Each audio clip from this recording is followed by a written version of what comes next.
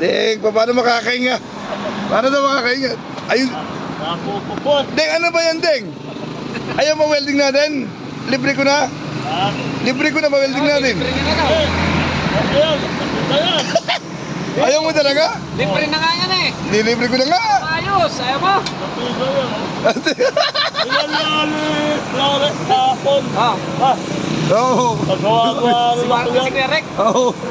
Sabi niya, masamahan mo nga ako, mapagawa ko ganyan. Sakay kayo. Eh, sakay na kayo, yan o. Konti lang naman tali yan, Deng. Mawawasak. Deng, konti lang tali yan, Deng.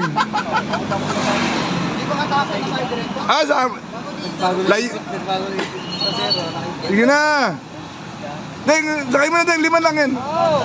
Aba, di mo ko tingin. Nakaipit eh. Kunti, paano masan? Safe yan, Deng. Katasan lang yan eh. Ninenervous ka, Deng. Deng, huwag ka nervous eh. Nuhulog ka. O, teka, may isa pa, Deng. Kadali niya. Wala na ba? Ay, 5 na yun. Kaso para sinigil niya, tigtit 20 isa? 20 isa? Mapaparang, mamumunisipyo tayo doon ako, Deng. Baka madala dito ah. Hindi nga, magkano uting eh. Baka madala rito din. Deng. Oo. Sabi niya, pare, kulang mo ba? Kaya, wala na ba dyan? Kanya, gusto natin, ipito mo yan. Takaw. Nagkabang pa. Dahil sa mga paggawa, Deng. Para ito ba? Nagpapasama sa kanya. Ako pare, sagot ko na. Sagot ko na pa welding. Alisin lang niya. Ako na bahala sa kanya, Mare. Eh, Ay, ito swerte na eh. nakuha niya pamagain. Alambre lang dati yan eh, namaga oh. Dati alambre lang tali niyan. Lagyan pa yan. Okay, ngayon na, pamaga niya lang dala. Nakuha niya pamagain. Oo, ano? Ano, may antingan eh. May antingan. Mananak ko nga yan. May barya nalaglag, may barya sa kalsada, 10. Uy, dadaanan lang niya oh. Para dadaanan niya lang yung 10. Oo.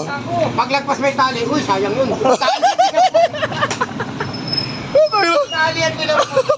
Sulit na, sulit na. Kung baka may 72 years old na ito, kung tao to. Huwag ka. 5, inaayaw. Wala na ba? Kanya 5 na yung sasaya. Kami 3 lang, kontento na. Tao sa'yo din. Ilan taon na ito, Deng? Ilan taon na yan? Ilan taon na yan? Puta, res. Pinauna ka siya yun. Ha?